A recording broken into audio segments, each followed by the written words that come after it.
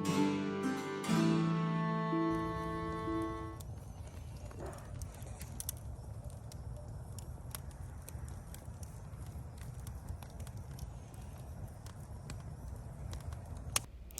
super excited. A Jerry's Artorama just opened in my area, so we went to check it out.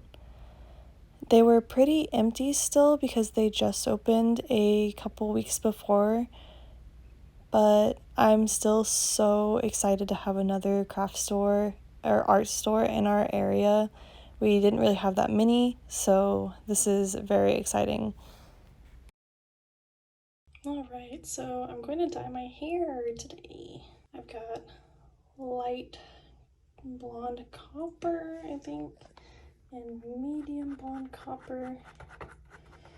This one is a cream dye, which is why it's all chunky. I can't get all the chunks out, but that's okay. I'll keep mixing it for a few more minutes. And this one is a liquid dye. I wanted to get both liquid, but they didn't have this color in the liquid. It was all sold out. So we're gonna do that because I have a lot up to about there of regrowth. If I pull it out, you can see it way more. So that's a lot. It's been 6 months since I dyed my hair last. I'm using 20 volume developer with a little bit of 10 volume because my hair is a little compromised, not terrible, but a little bit. And I just want to put the color in. I don't really want to lift my hair too much. This, I'm really more going to like tone it to blend it in a little bit better so it's not such a harsh change. So I'm gonna do that. I'll update you when it's in. So I got the hair dye in. It looks really dark in here, but it's going to be basically the same color it was a few months ago, where it's a kind of like an auburny color. At least that's the goal. Ooh. Gotta keep Deku away from it. Keep the kitty cats away from the hair dye. But yeah, so all the dye's in, which is great. Can't wait to see what it looks like when it's done. I know it's gonna be darker than it was because my hair was so faded. And my roots were so long. It just really needed to be done. I also thought I had rubber gloves and did not when I was doing my hair, so my hands got stained. Alright, so I'm at a craft slash like farmer's market thing with my sister. She's tabling and I'm here as her driver and as like a secondary support. So that's pretty cool. We're here all day today, so I'll see what I can get. She's here with her store, Semi-Precious Shops. I guess I should also mention that I'm also the pack mule here, just carrying all the stuff. I'm also carrying our snacks and our drinks. I'll have some clips of what her stuff looks like, and I'll definitely link her shop. Here we're just getting the table set up. It was really cold this morning, so that's why we have blankets and stuff. We also brought chairs to sit in. This market was from like 8 in the morning to like 3 or 4 p.m. So that's a long time to sit in the cold for a Floridian. Someone ran the stop sign right in front of the police officer. That's what that was. So the table's about halfway set up now. I figured I'd talk about my sister's shop a little bit. She makes handmade, semi-precious stone, mineral, and crystal jewelry. And here you can see some of the stuff she makes. It's mostly necklaces. There's bracelets and earrings also. It's something she's been working on for a while. Outside of selling at these craft markets and farmers markets, she also has an Etsy, which I'll be sure to link below. She goes by Semi-Precious Shops on there, and she's got some pretty cool stuff. I only bought one thing while we were there, and it was this super adorable crocheted bumblebee, which the shop that made it was the name on the sticker. But look how cute. It's so adorable. I love it so much.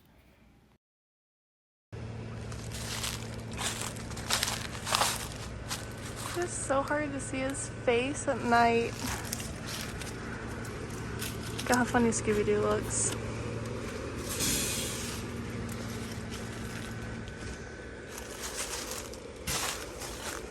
These are just a few of the Christmas decorations that we put up this year. We always do a bunch of inflatables. We did end up going through and putting Christmas lights up on the house also. Miss Kitty, are you gonna help us decorate? Are you gonna help us decorate? What are you doing? Come here. Come here, Miss Kitty. No, you don't want to help decorate. So, got all of these bulbs, and we're going to put them up here.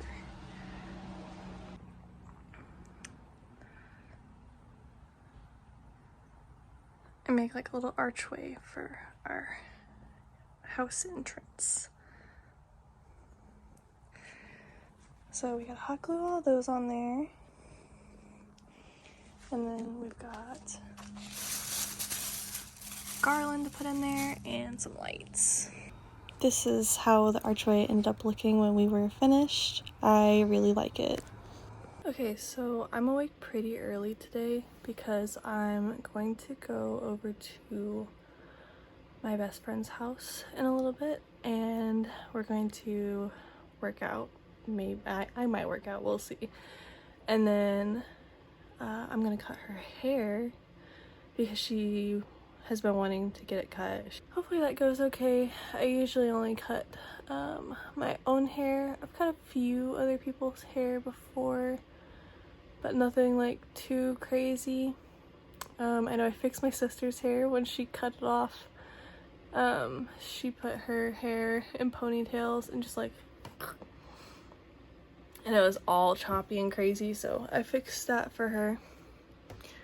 But so that's the plan for today. It's 6 a.m. right now, and then around 9 o'clock I'm supposed to go over there.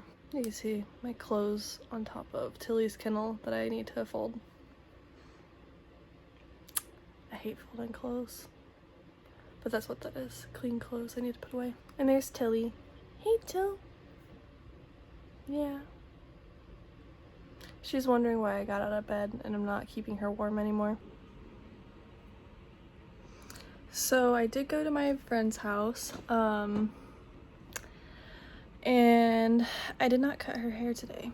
So I'm gonna try and go back tomorrow, hopefully, and then do that. But what I'm doing right now is practicing drawing noses and eyes. Mostly noses though. Lately I just cannot draw noses to save my life, so I've been practicing them because all the ones that I've drawn lately have been terrible. Doo-doo dog poop. Just getting a little more reference pictures and practicing on those. So let's jump into that. So this is all I've done so far. You can see in here I was trying to draw a girl, but I kept effing the nose up so badly. So I just erased the whole thing and decided that it was time I go back and just practice drawing noses. And I was initially just going to do the noses, but drawing eyes and is more fun. So that's what I've been doing. I'm gonna do a few more, maybe fill the page. Right now it's just like the top third. Probably get like a few more in here. Maybe I'll just do half the page. We'll see. I just at least want to do a few more. There's that. I like this one so far. This one's cute. This one here, it's like from the angle of the head is like tilted back, so it was a little more difficult for me to get the nostrils looking correct. So it got a little messy, but not too bad.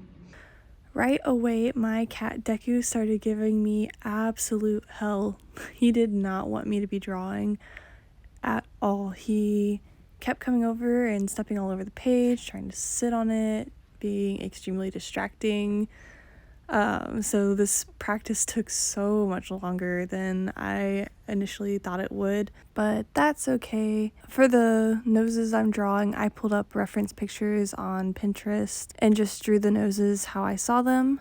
My reference photos were of real people. That's because it is better to use real people as your references when doing kind of like anatomy studies, because that's kind of what I'm doing here. I'm practicing noses and just throwing some eyeballs in there, but mostly practicing noses to make them look better, more realistic or lifelike. So best to use a lifelike reference, right? I was doing my best to make the noses look as close to the reference pictures as possible, but the eyes are kind of just in my own style for the most part, how I usually draw eyes.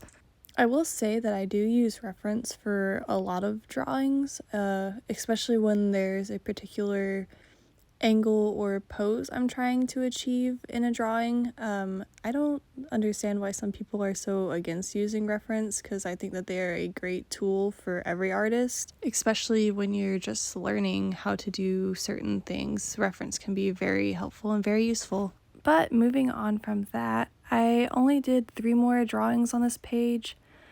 This is mostly because I was getting a little bit tired of drawing noses and eyes only. I kind of wanted to move on to something else, but also because my cat was really wanting my attention and I figured it was about time I gave it to him. I know that I will return back to drawing noses and practicing them because I still have room for improvement, and I know that the more I practice them, the better I will get at them.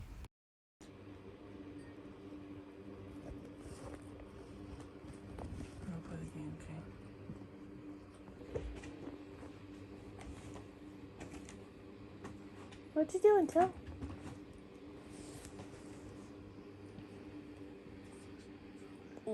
Big stretch, Tilly. Sploot. Yeah.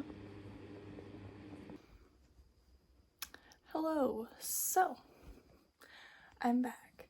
I figured I would talk about something I've been wanting to do for a while.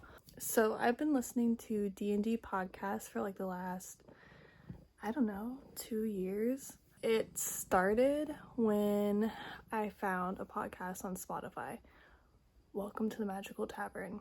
Now, this is not a D&D podcast, but it definitely has some strong like D&D vibes to it. You know, a guy from the real world gets transported to a magical world and he has to find a way home, and it's a comedy show and it's really funny. I haven't listened to it in a while, but I listened to a lot of episodes a few years ago. I've always loved like medieval setting stuff, ye olden day stuff. So this podcast really sparked something in me. I really wanted to find more stuff like it. I started looking around, and I'd say, about 2 years ago, 1.5 years ago, I found a podcast, which some of you might know.